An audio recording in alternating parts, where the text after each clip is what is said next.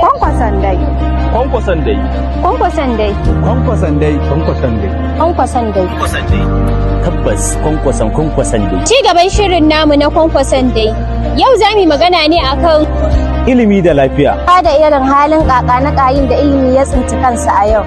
Da inda makarantu suka yi wata da watanni a kulle. Ba tare da gwamnati ta yi wani yunkuri a kai. Tare da faɗaɗa shi ta hanyar samar da ingantaccen ilimi mai ɗorewa. Shi ilimi abu ne mai matuƙar muhimmanci a rayuwa. Kuma yadda Nelson Mandela ya ce. Education is the most powerful weapon used to control the world. Ana ilimi wani babban makami ne wanda za a iya canza duniya da shi. Injiniya Dr. Rabi Musa Kwankwaso mutum ne mai faɗa ya cika kuma baya ƙarya. Dan yayi mun gani, rai yayi fari, zuciya ta haska. A bangaren lafiya kuwa injiniya Dr. Rabi Musa Kwankwaso ya yi duba da halin ha'ula'in da asibitocinmu suka shiga. Wannan ya ta yi kudurci aniyar gyara tun daga kansa. Ta inda ya ɗau alwashin cewa in ya hau kan kujerar mu. Ya haramta wa kansa fita asibitocin kasashen waje domin neman lafiya. Domin kuwa da sawun na gaba ake gane zirgogi. Sannan sai gida ya ƙoshi ake fara tunanin kaiwa dawa. Dr. Rabi Musa Kwankwaso zai ceto lafiyar 'yan Najeriya ta hanyar Gina sababbi tare da gyara tsofaffin asibitoci. Wadata su da kayan ayyuka na zamani tare da karɓar da bayar da magani kyauta. Sanata injiniya Dr. Rabi Musa Kwankwaso shine alƙiblata. alƙiblata. Alƙiblata. Alƙiblata. Alƙiblata. Alƙiblata. Alƙiblata. Alƙiblanmu. Alƙiblata. Kwankwaso shine uban mara uba. Kai mai uban ma shine ubansa. Dalili na akan haka shine Ya ɗauki aniyar gudanar da buɗaɗɗiyar gwamnati wadda za ta kawar da duk wani nau'i na cin hanci da wata. tare da amfani da kayan fasaha na zamani. Don gudanarwa tare da kama duk wasu beraye na cikin gwamnati. In ba ku manta ba a wannan gwamnatin ne kadai tun da aka kafa Najeriya. Take da beraye da guggun birin da suke haɗe kuɗaɗen al'umma. Kai jama'a, kun ji wata almara.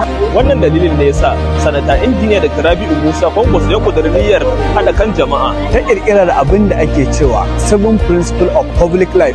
Wato, selflessness, integrity, Openness. objectivity, Accountability.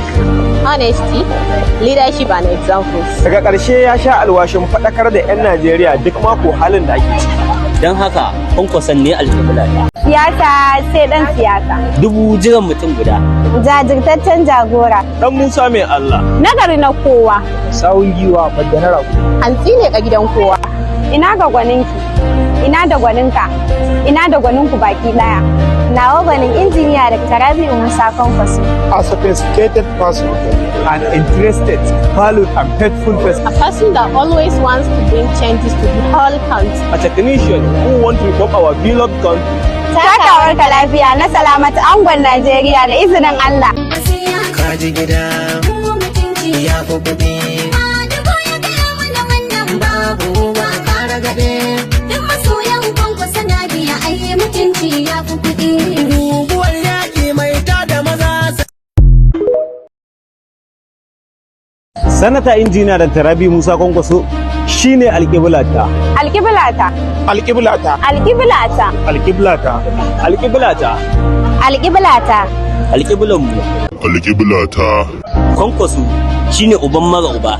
Kai mai uban ma shine ubansa. Dalili na akan haka shine Ya ɗauki aniyar gudanar da buɗaɗɗiyar gwamnati wadda za ta kawar da duk wani nau'i na cin hanci da wata. tare da amfani da kayan fasaha na zamani. Don gudanarwa tare da kama duk wasu beraye na cikin gwamnati.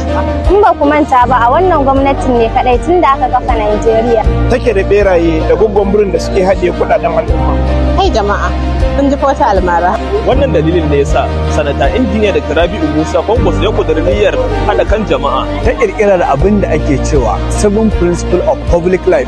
Wato, selflessness, integrity, Openness. objectivity, Accountability. honesty, leadership and examples. Daga ƙarshe ya sha alwashin faɗakar da 'yan Najeriya duk mako halin da ake ciki. Don haka kwankwason ne alƙiblata. Najeriya dai ƙasa ta ce, Kuma ƙasar iyayena ce. ƙasar 'yan uwana ce. Kai nan gaba ma ƙasar 'ya'yana ce. Don haka ka zo, Ki zo. ku zo. Mu zo yi wa ƙasar mu alƙawarin zaɓa mata jajirtaccen shugaba. Assalamu alaikum al'ummar jihar Kano. Barkanmu da sake saduwa a cikin shirin nan namu na kudurorin da Abba Gida ya tanadar mu al'ummar jihar Kano. A yau ne za mu kawo muku kashe-kashen kudurorin Abba Gida ta bangaren noma. Samar da sinadaran inganta ayyukan noma. Gyarawa da faɗaɗa ayyukan noman rani. Sanya kuɗaɗe domin tallafawa manoma. Kafa cibiyoyin tattara albarkatun gona. Shigo da nau'in noma na zamani. Kare burtalai. Sake kafa mayankan zamani. Tabbatar da killata gandun namun dajin da ke jihar Kano. Tallafawa shigowar mata harkar noma. Mun gode al'ummar jihar Kano, 'yan amana.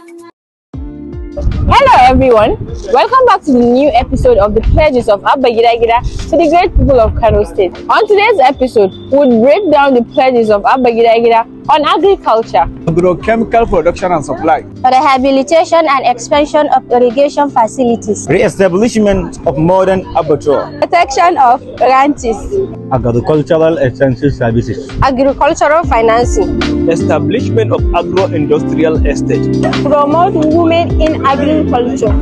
Rehabilitation of F-dam. Stay tuned for our next episode. Thank you.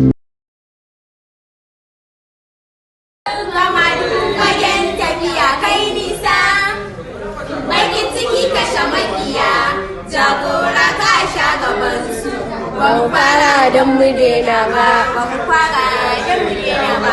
Kwakwasiya ce a gidan wani tsarin baya burge mu, domin rana mu nan farko. Mun rike Allah mabibici, kullum shi za ya kare mu.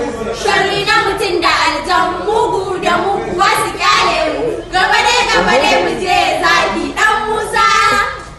Motsin kama dugu fagen tafiya kai nisa. Ce taron mu a shiri na gaba domin za mu kawo muku bayanai kashi-kashi akan yadda Honorable Abdulrahman Kawu Sumaila ya raya jiharsa. Kwankwason dai. Kwankwason dai. Kwankwason dai. Kwankwason dai. Kwankwason dai. Kwankwason dai. Tabbas kwankwason dai. Ci gaban shirin namu na kwankwason dai. Yau za mu magana ne akan Ilimi da lafiya. da irin halin kaka na kayin da ilimi ya tsinci kansa a yau. Da inda makarantu suka yi wata da watanni a kulle. Ba tare da gwamnati ta yi wani yunkuri a kai. Tare da faɗaɗa shi ta hanyar samar da ingantaccen ilimi mai ɗorewa. Shi ilimi abu ne mai matuƙar muhimmanci a rayuwa. Kuma yadda Nelson Mandela ya ce, Education is the most powerful weapon used to control the world. Ana ilimi wani babban makami ne wanda za a iya canza duniya da shi. Injiniya Dr. Rabi Musa Kwankwaso mutum ne mai faɗa ya cika kuma baya ƙarya. Dan yayi mun gani, rai yayi fari, zuciya ta haska. A ɓangaren lafiya kuwa injiniya Dr. Rabi Musa Kwankwaso ya yi duba da halin ha'ula'in da asibitocinmu suka shiga. Wannan ya tayi kudurci anniyar gyara tun daga kansa. Ta inda ya ɗau alwashin cewa in ya hau kan kujerar mu. Ya haramta wa kansa fita asibitocin kasashen waje domin neman lafiya. Domin kuwa da sawun na gaba ake gane zurgogo. Sannan sai gida ya ƙoshi ake fara tunanin kaiwa dawa. Dr. Rabi Musa Kwankwaso zai ceto lafiyar 'yan Najeriya ta hanyar Gina sababbi tare da gyara tsofaffin asibitoci. Wadata su da kayan ayyuka na zamani tare da karɓar da bayar da